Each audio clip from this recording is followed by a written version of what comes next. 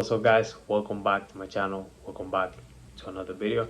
My name is Rene, and in today's video I want to share with you and I want to talk about the 6 platforms that I use to swing trade. And the first one and the most important one is going to be TradingView.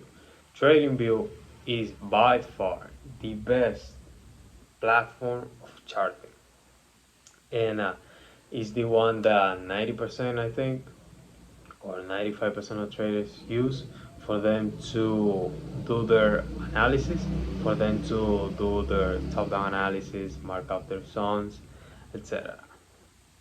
TradingView has been the first platform, I think, in my opinion, that has been used for charting. Even though there were platforms back in the day, I don't know. I was not trading back in 2000, 2005, all of that. I was not trading. By the way, at that time I was not even born. I was born in 2007, so it's been a long time since that. But TradingView is the platform that I use to do my analysis, to do my top-down analysis, to do everything, to find out if a trade is worth taking or is it not take. It is not worth taking. So TradingView is the best platform. It's free. It also has different. You can also use different payments. You can have. I mean, you can pay for it, but it's free. But it has more. It has a lot more add-ons that you can backtest if you want in TradingView. And I actually don't backtest anymore. I backtested for the first 2.5 years in my journey as a trader, and I backtested, but I don't backtest anymore. So the reason why is because I use a different way of trading that I used to use back in 2023 when I got started, 2024, and now I am no longer backtest. But I'm not saying that backtesting is bad. The only issue that I find in backtesting is that it gives you a false expectations when it comes to the actual time. I mean, because in trading, when you are backtesting, you can go back a day, two. You can click the arrow back, and you can have candlestick closing a 4-hour candlestick close in a minute or in seconds, even seconds. But when you are in the real markets, you are gonna be very boring. You are gonna be very bored because backtesting, you can backtest very fast, but the market doesn't move that fast. So you are gonna have a patient issue, which I mean I also had when I was backtesting, when I used to backtest, and it's that you spend time in the market and it feels super super long just because you get used to the back testing time, which is in seconds. So that's one of the things that I'm against back testing. So the next platform that I use to swing trade is TradingView. TradingView is the platform that I use to execute my trades. Once I do my analysis on TradingView, I at the time of putting a trade, at the time of executing a position, I use MetaTrader. You can use MetaTrader 5, MetaTrader 4. I used I use personally MT5, which is MetaTrader 5. Years ago I used to use MetaTrader 4, but to me MetaTrader 5, MetaTrader 4 is just the exact same. The only thing that changes is the interface at the beginning, but it's kind of the same. But the next platform that it's needed to swing trade is going to be either a broker or a platform. What do I mean by this? This is what MetaTrader is used for. I mean, a broker is what is going to give you access to the real market, we cannot have access to the markets by ourselves. We need either a broker, which is an institution that provides the real conditions for us to trade the market, or a prop firm. A prop firm is those are companies that you apply for an exam, and if you pass those rules, they give you access to money.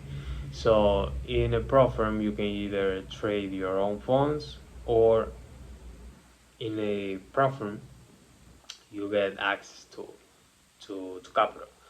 So those sorry, those platforms, either a broker or a prop firm, they offer, some of them offer MetaTrader 5, MetaTrader 4. So MetaTrader is the actual app that we use to access the market. But keeping in mind that we need a broker or a prop firm. There are thousands of brokers out there. There are thousands of prop firms. There are thousands of it. So the next platform that I use to swing trade is going to be my checklist. It's going to be my trade checklist. It's not my checklist because I didn't create it, but the checklist is a checklist that I use for me to rate my trades. To rate my trades. Every single trade that I take is rated, meaning that it has a, I don't know how you guys say it in English, but in Spanish is puntuación, and it could either be 70%, 80%, 90%, 100%, 110. And what that does is that it gives me a understanding of, is this trade actually worth taking, or is it not worth taking. So the checklist is based off of confluences. It's about how many confluences or points do I have to add to this position. Meaning that, do I have the trend? Do I have an area of interest? Do I have my entry signal? All those things that are moreover confluences that I can add as a confluence for me to understand that this trade has high probability or not. So that's what I use my checklist for. Then the next platform that I use is a position size calculator, and this is very crucial, guys. I use a position size calculator to determine the risk that I'm going to be taking in that position. Without the risk, we cannot be alive in this game. This is a longevity game rather than, this is a marathon, not a sprint. So if we don't use proper risk management, we're gonna be wiped out very, very fast. Even though we have the best strategy in the world, if you don't use proper risk management, you are gonna be gone. So that's what I use a position size calculator for.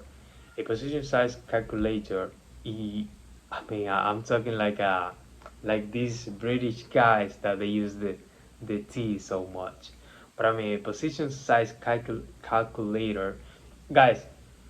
I'm not even going to cut this fragment that I'm going to say. I am not English, guys, so understand that I'm Spanish. I'm from the Dominican Republic, and sometimes my English is not the best. But I hope you guys understand that, and I hope you guys like this video, comment it, let me know in the comments whether you like my accent or you don't. If you like it, fine. If you don't like it, it's fine too. So let's continue with what I was saying, and is that a position size calculator is very crucial for risk management. Risk management is key, is what is going to keep us alive and what is going to keep us in the game, whether we lose or we win, because losses are inevitable. Losses are the cost of running this business. Losses are completely normal. I know it sucks. I know none of us like to lose, but that's the reality of this business. So last and definitely least is going to be Forex Factory.